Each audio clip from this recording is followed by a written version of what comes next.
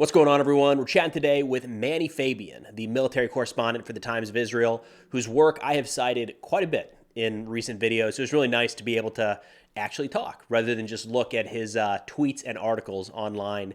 So Mannie and I talked about his time as a war correspondent in Gaza, the situation with Hezbollah up north, and what non-Israelis don't fully understand around this ongoing war.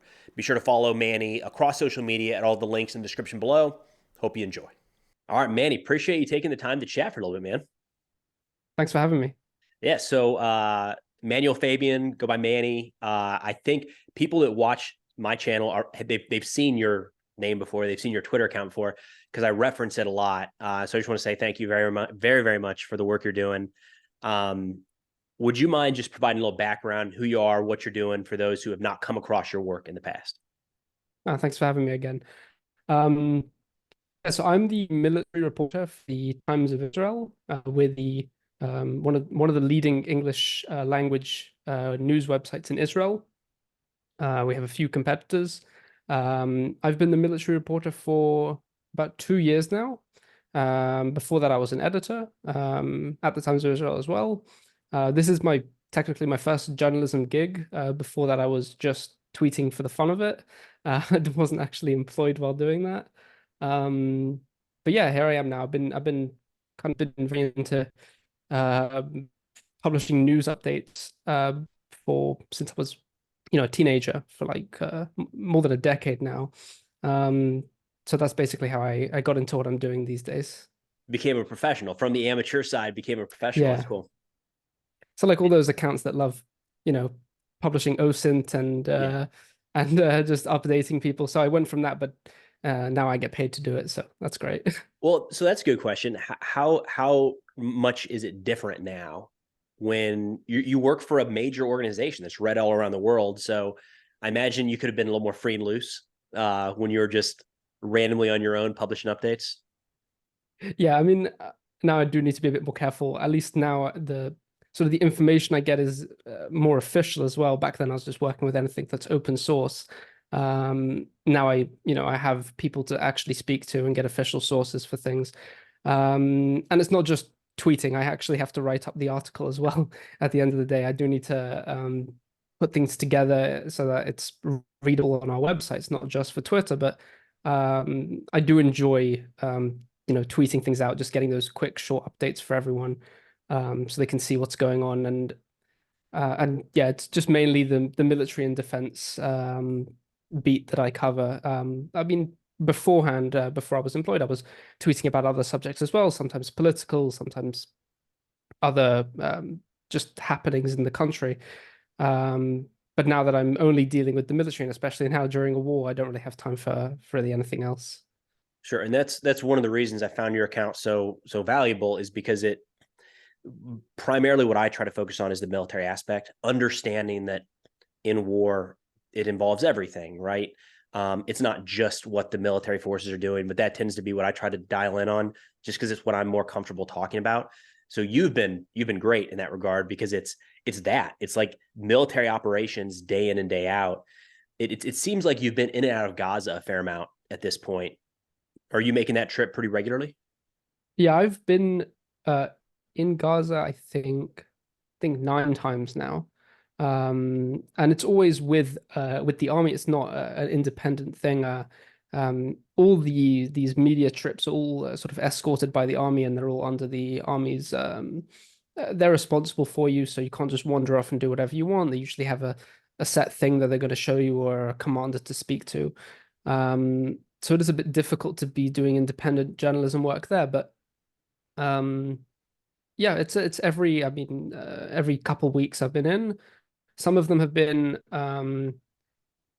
there's been trips where it's been sent in to speak to a certain commander or be with a certain unit for a few hours, and then there's been more organized trips where the army spokesperson's unit will accompany us and take us to show um, a tunnel network or some other sites that is of significance, and then I won't be the only one there. There'll be a Mhm. dozen other reporters with me, and we'll all be covering the same thing. But then there's other trips which are more personal, where it will just be me or a second reporter from an outlet that's not competitive with us, and then be speaking to the same commander about whatever it is going on. Do you have the opportunity to talk with just average soldiers when you're there? Like, can you just turn to the side and be like, "Hey, Yeah, how's it going?" so I can have done that. I mean, in the beginning, the army was kind of a bit they didn't really like it that journalists were interviewing low-ranking soldiers. They didn't want us publishing pictures of them, or we had to blur their faces, or if we didn't. They didn't. The army didn't want the soldiers to be giving away any operational information that could aid Hamas or along those lines. So they were a bit um, wary of that. But then more recently, it's become a bit more lax because the soldiers already know that when they're speaking to journalists, it's usually for them to send back a hi mum Oh, sure. kind of message for the journalist to pass it on. I've passed on a message to a few soldiers' parents a few times while in Gaza. It's it's nice, but I'm not going to be interviewing soldiers to get a lot of information out of them. It's the really for the commanders to do that. And that's why the army in advance, usually when they give you a sorry, they give you a commander to speak to, they usually brief the commander beforehand on what they can and or shouldn't be talking about, so that there's no issue. And there's been cases where commanders have told me things and then, I can't publish it later because of whatever sensitive matter it might have been. So it's just something I need to take into account when I am asking questions. I think this is so much more pronounced that the concerns around that right now. Um, from my perspective, I was in the U.S., still in the U.S. military, and was in Afghanistan, so we had some of that. And when I was there, we were always nervous when reporters would come around. On the one hand, we wanted pictures of us. Like, I can't wait until my parents could open Yeah, up, the New York Times and see our little strong point or something. Um, but you never knew what the reporter would ask, and it wasn't that our soldiers would say something inappropriate. It's if you ask Private Smith over there what the operation this like they might get into something about, well, on Thursday actually we're doing an air assault mission, and it's like, hey, you can't say I'll that. say that. Yeah, Yeah. or they're so focused on their individual task that they might not be able to um, relate well with what the overall mission in all of southern Afghanistan was. So it wasn't like scared that they would say something bad. It was just like that's going to give the wrong perspective of what's happening. But then we see in Ukraine, every soldier is running around with one of these and they're recording everything. And Right, it's right. like so far in the other direction. And I think that's played out well for them.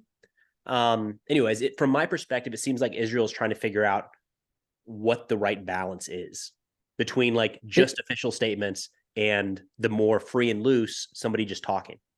I think it's somewhere in the middle. I mean, I know that conscript soldiers don't have phones on them. They're not allowed to have their phones, but reservists, they're less strict with them. Some of them do bring their smartphones in. We've seen clips go around on social media that have emerged basically from reservists filming them and basically leaking them online. Although the cell reception in Gaza is not great, it's really difficult to actually get anything out. So it usually gets out a week later when they're taking a break.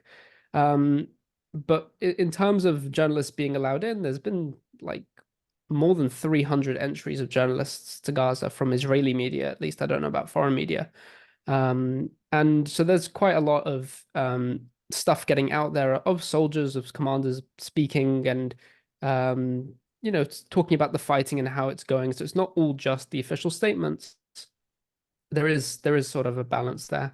I have to say I'm not a huge fan of the footage that leaks from Gaza, personally. Some of it, the army is also really not happy about themselves, where the soldiers could be publishing a clip which shows them operating in a certain area, and the army hasn't even announced that they're operating there yet, and that could give away some information, and it's just not great usually. So I don't usually publish clips that get to me that aren't official because to go and check every single one with the army is a bit of a pain sometimes. But if it's interesting enough and there's some newsworthy value to it, like when we saw footage of Palestinians being detained in Gaza and they were being stripped down and being moved about a couple weeks ago, we saw Yeah. that. So in that case, I did publish because there's obviously something newsworthy here. But otherwise, every clip of them of soldiers blowing up a building is whatever. Don't need to do every single one. Yeah, and I want to clarify my statement too. Like, it's always important to get the information from the people that are there, that are doing it. The challenge with like a smartphone in anybody's hand is you don't know the context that they're viewing that thing in, and it can be taken wildly out of context, or one person's individual perspective can be displayed as policy or as strategy. And from my perspective, that would have been terrifying. Like, no, no, no, he does not speak for the entire U.S. Army in Afghanistan. He's just talking about his experience yesterday. Um, so I know that's a challenge. I have a question about you're covering the military aspect. There's two sides in this war. There's Hamas, and then there's the IDF. How do you go about gathering information from the other party? Like, what do It's you really do to difficult. compile that? So there's a limited amount of information that we see on Palestinian and Arab media outlets. Some of them cite sources, some of them don't.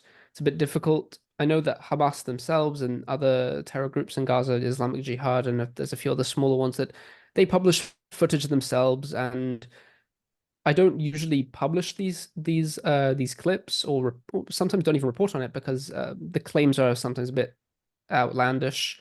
But I do check some of them. So there's been footage of um, there was a clip which showed a number of Hamas gunmen kind of storming an Israeli position and killing a soldier.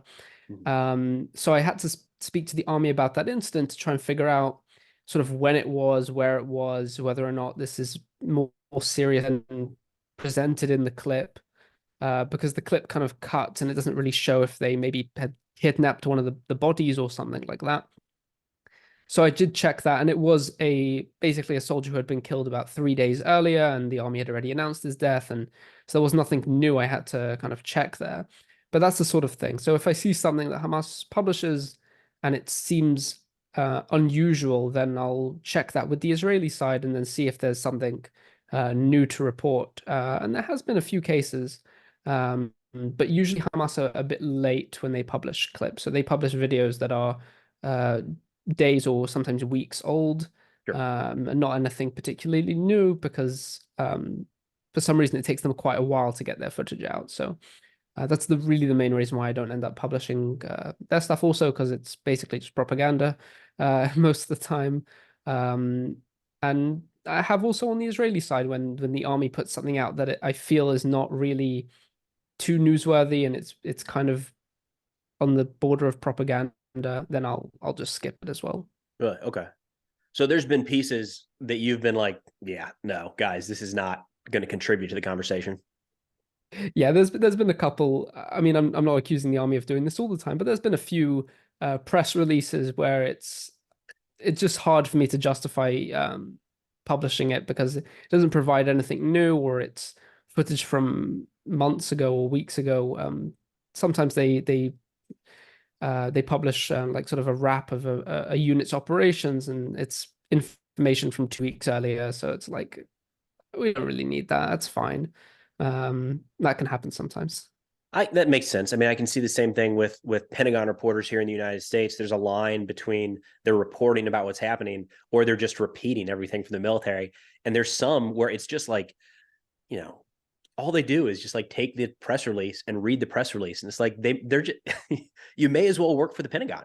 There's no Yeah, like reporting going on. There's no I value really there. try to avoid that. I mean, basically all my information does come from the army or from other defense officials, which is why I do enjoy going to Gaza more often and speaking to people there and actually getting being able to ask the questions, getting the information from the people on the ground and not just repeating a press release every day. But it's just kind of the reality in this country is that to cover the military, you have to rely on the IDF spokesperson's unit pretty much for everything. Um, I mean, I've spoken about this before on other platforms, but basically, we can't stand them, but we also can't live without them. You just need them there all the time anyway, because it's basically impossible to cover military without dealing with the IDF spokesperson's office. Just like if a political reporter wants to cover what the prime minister's doing, they have to deal with the prime minister's office Sure. for everything, basically. So it's a challenge not to just be repeating or copy pasting everything that the army says.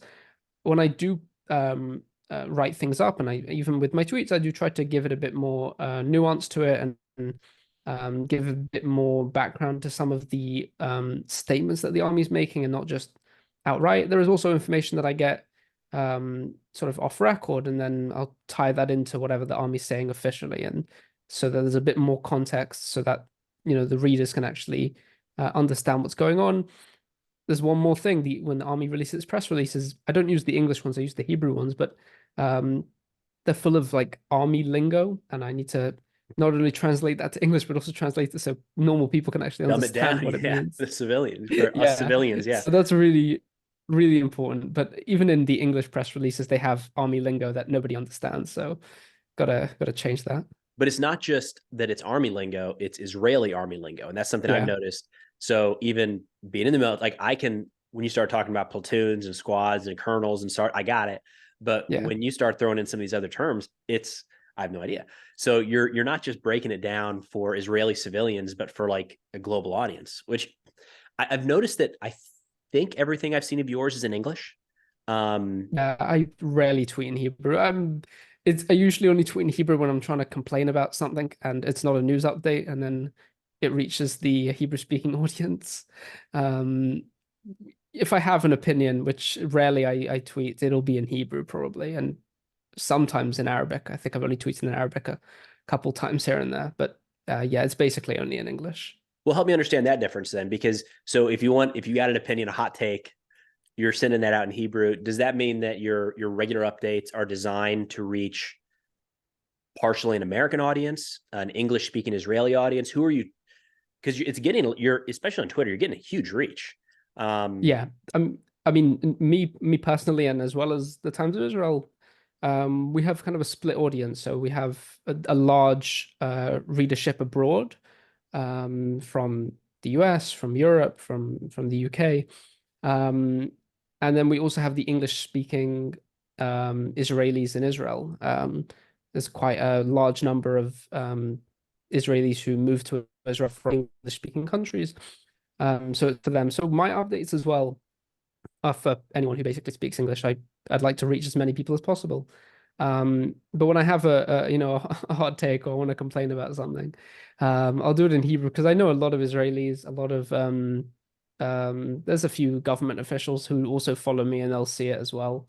So yeah, in Hebrew for those cases. Speaking of hot takes, have you noticed? I try to spend a lot of time on American sentiment of the war. The majority of my audience is American, not all. But so a lot of like the poll numbers and the questions being asked are of American audiences.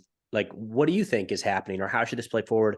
Have you noticed any significant change with the general Israeli population as to support for the war, support for a ceasefire? Have you noticed much of a change at all, really, since October 7th? It's interesting. There has been a change in um sort of the need to release the hostages after the in November, after the first sort of wave of releasing hostages. 100 and I think 110 were released during that week-long deal. And after that, there's been the pressure to on the government to release to reach a deal to release more hostages has actually increased further, um, because of sort of what the hostages who released described of what they went through in Gaza, has really spurred on almost basically a protest movement now, Mm-hmm. to release the remaining 100 and I think 36 hostages. But with sort of a sentiment of supporting the war, I think that remains extremely high among all parts of the Israeli public. I don't think anyone wants it's hard to say ceasefire or not, but I don't think anyone wants Israel to just wrap up the war in exchange for the hostages and not defeat Hamas. Everyone basically in Israel wants to defeat Hamas, but they also want to release the hostages. Israel kind of needs to make a bit of a decision here, um, because sort of at least the reports that I'm seeing is that a potential deal to release more hostages would require Israel to withdraw from Gaza or halt the fighting for an extended period um, to be able to release them. And I think that is where the Israeli public is split. So everyone wants to release the hostages. Everyone wants the war to continue to beat Hamas. But the question is, what's the priority and what comes first? And even among the hostages' families, I've seen some families saying, continue the war against Hamas as long as it takes. But other families, I think most of them are saying, release the hostages immediately and maybe fight Hamas later. So that's where the sort of the split is. That's something that I think is interesting in the discourse here in the United States is there's so much conversation around pushing Israel towards a ceasefire. Depending on which poll and which article, like it's either above 50% or it's around, like, depends how it's worded and all that, but it's a conversation. And it's interesting to me because what you just said is what I seem to pick up on reading Israeli media is like, no, this war is going to continue until it's finished. So it feels a little like I understand that there's a very strong relationship between the United States and Israel, and can't completely discount each other when having these tough conversations. But it doesn't seem like there's any push internally to end of it. Like it seems like that ceasefire conversation is being had by Americans in America, and it's not really on the table in Israel. If that makes sense Yeah. from my outside perspective. The only calls for a ceasefire are the ones to release the hostages, and I'm pretty sure all of those who are calling it are also saying, yeah, when you finish releasing the hostages, you can go back to killing Hamas. There's no question about it. There's very few. There are some, but there is very few anti-war people in Israel who are really calling to end the war and for apparently to have all the hostages released. No one's calling to end the war, but there is increasing pressure on Israel, even internally, to reach a deal with Hamas. But I mean, as far as we know now, it's Israel has had a tough time reaching such a deal. There has been claims, at least by Israeli officials, that Hamas is demanding much more than Israel can really agree to. There's demands of releasing all the Palestinian prisoners in Israeli jails. Um, many of them who have blood on their hands, and it's something that Israel is unlikely to agree to at this stage. And then there's also the demands to completely end the war, which I don't know. I don't see Israel agreeing to that. Um, we'll see. There may be shorter ceasefires like we had in November. Yeah. What about Hezbollah up north? It seems like most of your coverage has been focused on Gaza, understandably so. That's where the majority of the fighting is happening. From the outside looking in, again, it does seem like, hey, great, that hasn't really kicked off. There's not a major war up there, but it's an active battlefront in a sense. Do you think that's what's Yeah, going to look like going forward? Is it going to change? 100%. It's active every single day. There's skirmishes on the border. There's Hezbollah launching missiles and drones and rockets and mortars basically every single day since October 8th. And Israel's worried that it could escalate further into a full-on war and has actually prepared for this. So many of the reservists that were actually called up were all sent to the northern border rather than into Gaza. Um, I don't know the exact numbers these days, and it's not something that the army really publishes, but um, there's probably the same amount, if not more, soldiers on the northern border now than in Gaza. Like there's a lot of troops there. I mean, again, I don't know the exact numbers, but yeah, the army has a lot of troops up there, and they're preparing for a possibility where it does escalate and spiral out of control, and Israel will need to respond more forcefully.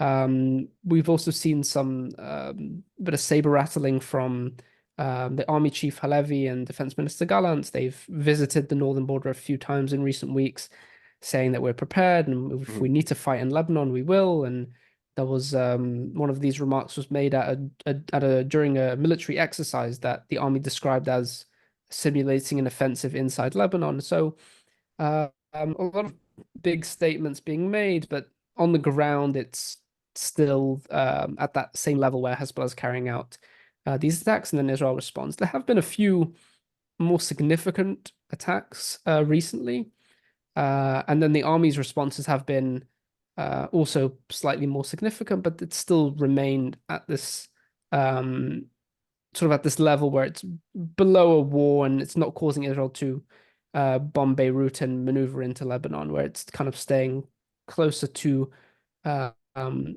closer just to the border area. But there have been a few attacks slightly further. There was an attack on the army's northern command base. Hezbollah launched a couple drones. They hit the parking lot of the base, so nothing too significant there. But then it wasn't an attack on the border. So Israel, in response, targeted a couple Hezbollah sites that are around 40 kilometers deeper into Lebanon. So, just a response to that. Yeah, there's been a few cases where Hezbollah have kind of upped the level of attack just slightly, and Israel has responded as well in the same way. But really, it's really a matter of if Hezbollah makes some sort of mistake and it carries out an attack that causes, a large number of casualties, or targets a large Israeli city, or sort of a strategic site for Israel, that would cause a much more forceful response against them. But even now, we're 100 and I think 11 days or 12 days into the war. And we haven't not seen yet Hezbollah themselves sort of join the war. Right. In the beginning, there was a lot of talk about whether or not Hezbollah will join and whether or not they'll launch a massive attack and invade Israel, etc., etc. We're well into the war at this point, and we know that they haven't joined the war. They have, launched their own fighting on the border. But the army's prepared for a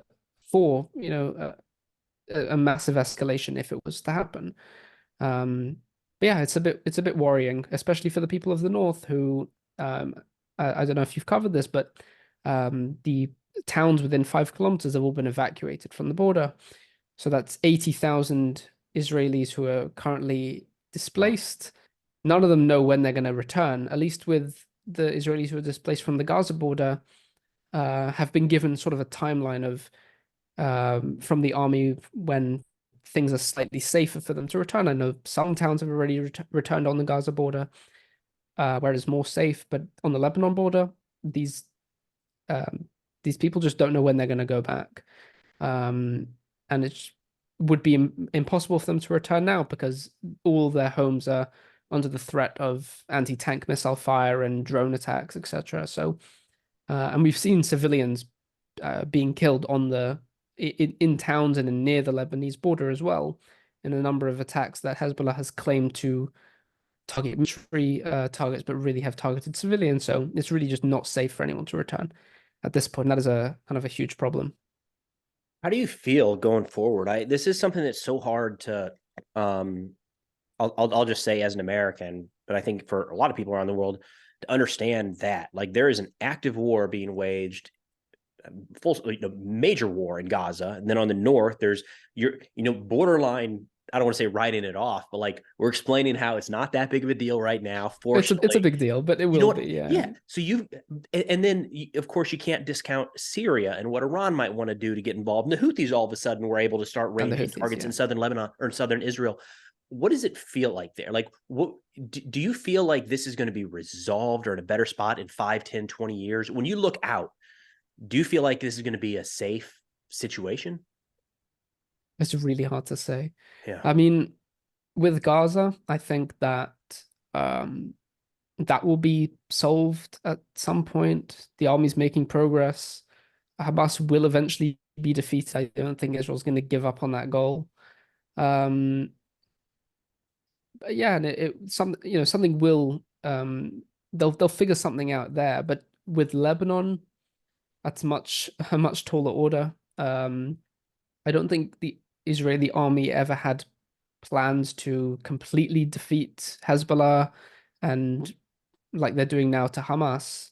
All of the plans that the army has had is, engage in fighting, sort of cripple the enemy, push them back, give yourself a few years of quiet before another round starts. It's kind of been the Israeli strategy for decades now, especially regarding Gaza, with all the rounds Israel had with Hamas.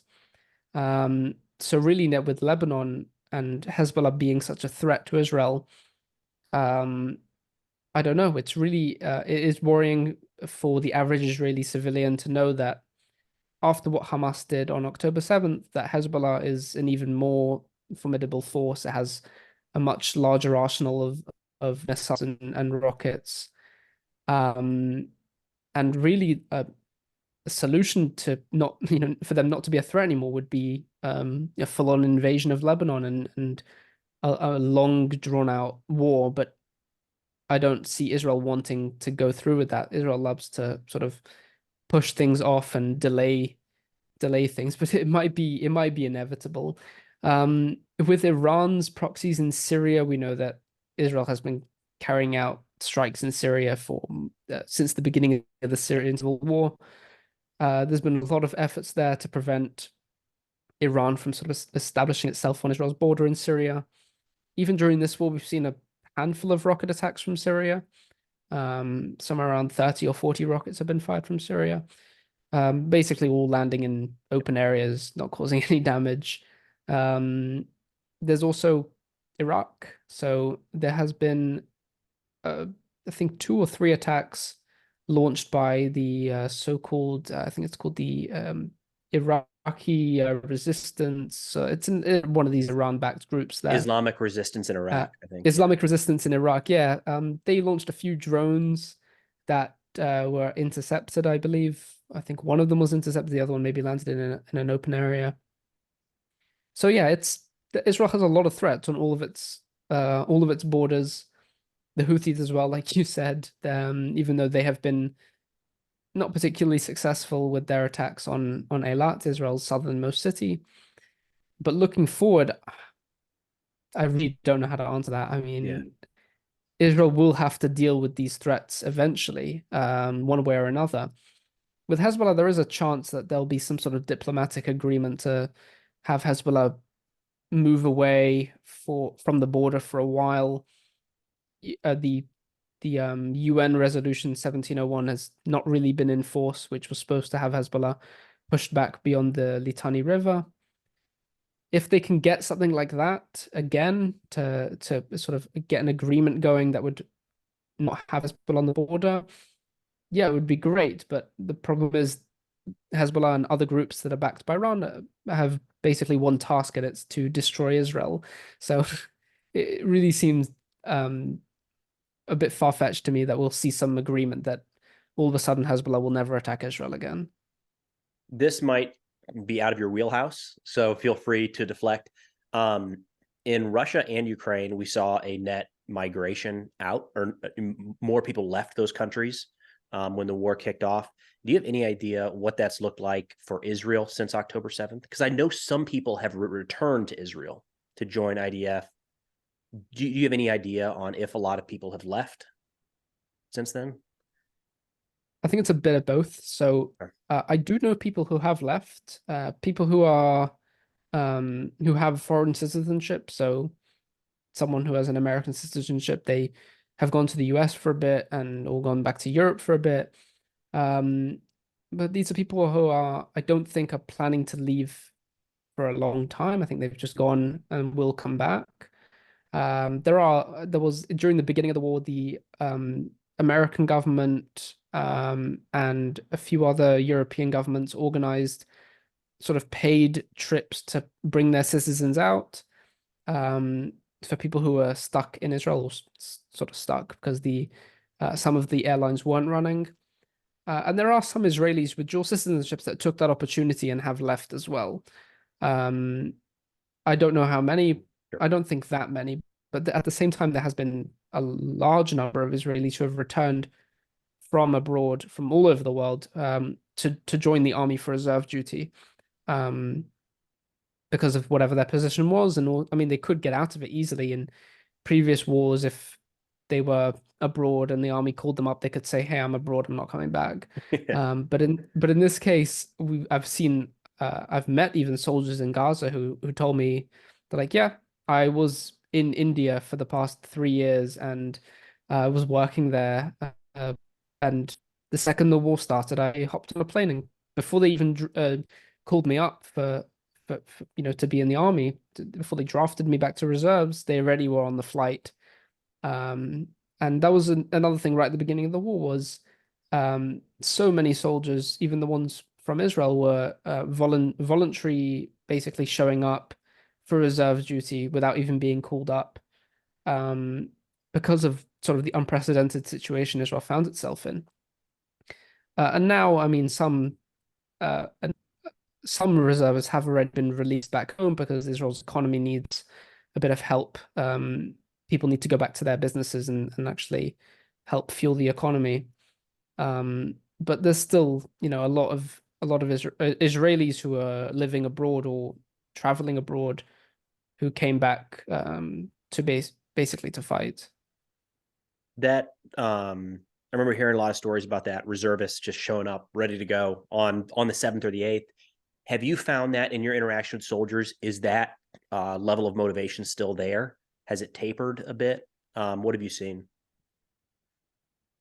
It depends on the unit. So among the conscripts, I think that the And to the clarify real quick, the conscript means yeah, full-time soldier, yeah, people who are, unprofessional. yeah, so we're talking about soldiers who are 18 to 23-ish, who have been I mean, Israel has mandatory conscription anyway. Um, so those soldiers, I think the morale is high or very high still. Um, I mean, they don't have a choice but to be there. But among the reservists, we're talking about soldiers who have already been released from their active duty and now have been called back. For them, I think it's a lot more difficult, and especially when I'm visiting these units, the morale is high. They want to keep fighting. No one's going to go home. But most of them all have families, have children, have jobs that they're now not doing, or businesses that are completely collapsing. Um, and it's very difficult for them. And if you think about it, if you're married, you have a few kids back at home, and you're in Gaza and you don't get to see them for 80 days in a straight, it's really difficult. So the army has been adjusting the way it's been treating the reservists recently. They've been letting them out more often. They've given them phones that they can phone home from once a week or so. Um, and also providing more compensation to the family so that they can actually survive while their husbands or fathers, etc., are fighting in Gaza.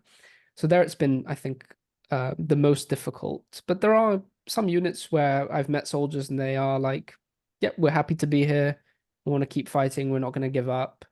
Reservists who are, in their late 30s or 40s, some of them. Um, and then at the same time, there's also the younger troops who are now have only been in the army for a year or two. And for them, it's also very high, although obviously they all do miss their families and girlfriends as well, just the same. But there has been there has been breaks that they've been given. They've been given R&R. They've been allowed out for a couple days here and there. There was one or two units where they had a weird situation where the sort of the brigade commander didn't allow the soldiers out for around 90 days.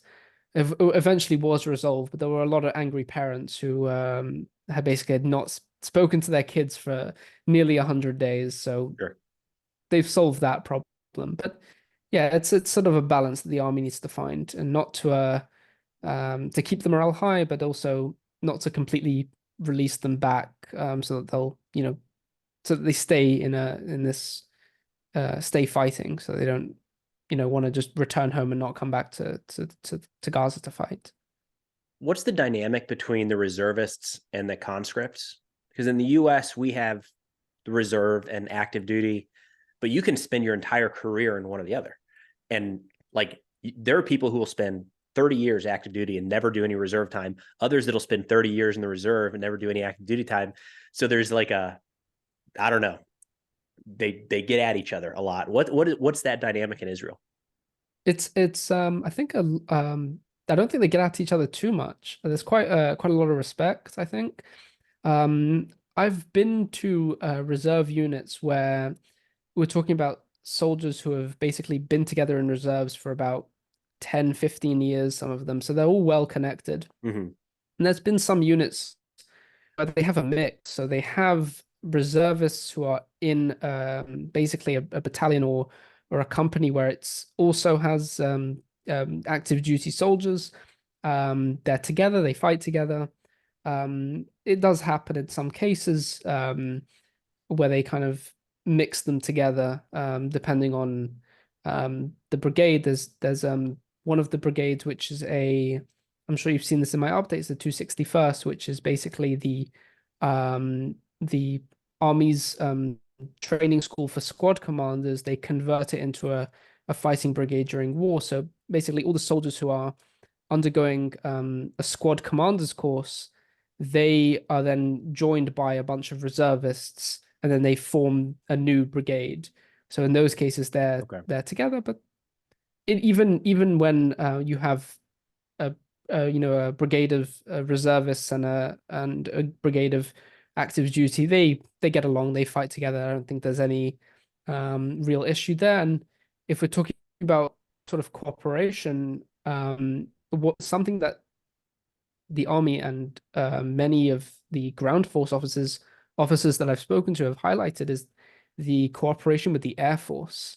There's been sort of a lot of airstrikes that have been directed by ground troops, sometimes very close to the ground troops as well. And this sort of air support, the ground officers have all described it as basically unprecedented and really amazing to their operations to be able to carry out sort of before they carry out a raid, then they call in an airstrike to target a building where there's a threat to them, and this has been ongoing throughout the whole fighting. And really, the army has described it as unprecedented, the level of cooperation between the ground and air forces.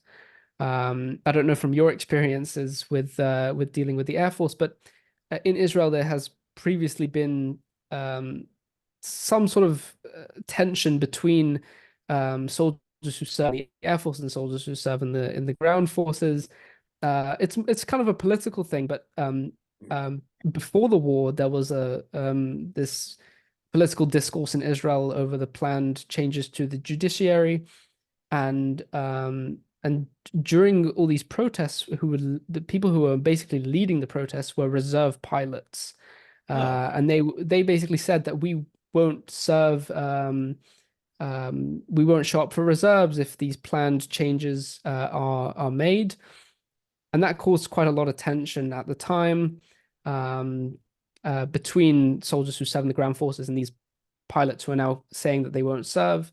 But the second the war happened, one of these protest groups just instantly completely flipped the script and said, "We're showing up.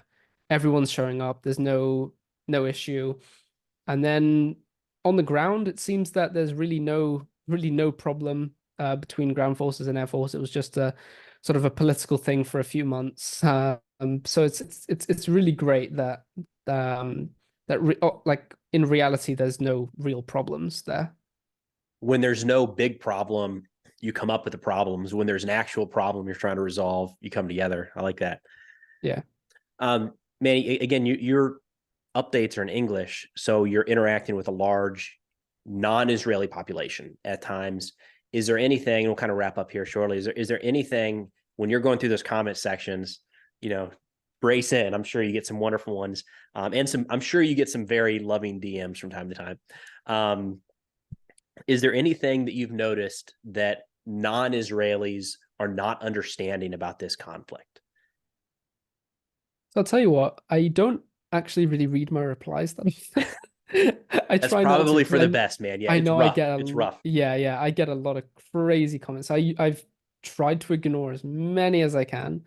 And anyone who says anything stupid, I just mute them so then I don't have to see their comments ever again. Um, but I don't think people get abroad that this is not just another round of fighting against Hamas. We've seen many of them over the years. Um, this is sort of something much larger, and it's not just about Hamas in Gaza. And I don't think people, at least abroad, fully understand, and maybe even people in Israel don't fully understand this, that um, this is a much more significant war than it really appears to be. Because if Israel doesn't defeat Hamas in Gaza, it worries that other enemies, Hezbollah and Iran, who's kind of pulling the strings here, will look at Israel and see it as something that's weak, and you could take advantage of it and launch another attack against them. And that's what Israel's trying to basically show here, which is that we need to show, this is Israel saying, we need to show that we can defeat Hamas, and that we can get rid of this threat permanently, and that at least Israel hopes it will sort of echo and show Hezbollah and Iran that we shouldn't mess with Israel, and that really kind of what I'm trying to say is that they'll sort of become deterred by it. It's very difficult to assess how deterred Hezbollah is or how deterred Iran is. We're seeing that they are carrying out daily attacks, but they aren't launching a war yet. And I think they may be slightly deterred from an all-out Israeli war in Lebanon. But if Israel was to not defeat Hamas and just, a regular round of fighting and end with a ceasefire after a few months, I think that would definitely sort of be a message to Hezbollah and Iran that, yeah, we could launch an attack on Israel too, and kill 1,200 people and carry out atrocities and basically get away with it. And it would even mean for Hamas that they could launch another attack like that. And they've publicly stated that they would carry out further attacks like the one that they carried out on October 7th. And that's why it's really important for Israel to be able to win this war. Whether or not this is something it's something that'll take a very long time. I don't think it's something that'll, be now even within a few months. I think this is definitely a year plus for Israel to achieve its goals. If it wants to achieve its goals, it's going to take a very long time. And especially with the mounting international pressure and some pressure from Israel. But it is important for Israel to be able to show both its allies and its enemies that it can defeat this threat. I appreciate that. I think I would agree. Just again, most of what I consume ends up being American media because where I live and what's easily available. I got to seek out the other stuff, and I don't think that comes across in most publications. I think it's largely viewed as just another iteration of the fighting, the most recent wave. It happened before, it'll happen again. This is just what's happening right now, which is probably why it's drawn a lot of criticism. Or one of the reasons I think it's probably getting a lot of attention and criticism because people are saying, why is it so different right now? And I think that was a good perspective of because it is different right now. Yeah, this is viewed entirely different. Okay. Well, I appreciate it, Manny. Thanks for having me. Of course, man. Yeah. Where's the best place for people to connect with you, find your work? We'll link all that in the description below. You can find me on Twitter. It's at Mannie Fabian, Mannie Fabian. Same on Telegram. I post the exact same things there. Some people prefer Telegram to Twitter. And you can find me on thetimesofisrael.com. Plenty of articles there that go up under my name. Usually it's whatever I'm tweeting about, and then additional information and actually written in a form that can be read by people on the news website and not just a series of tweets. I love it, Manny. Thank you so much again. Keep up the great work. You're doing a great job. I'm finding it really valuable, and I know I'm not the only one. So yeah, be safe, keep it up, and we'll talk soon. Thank you.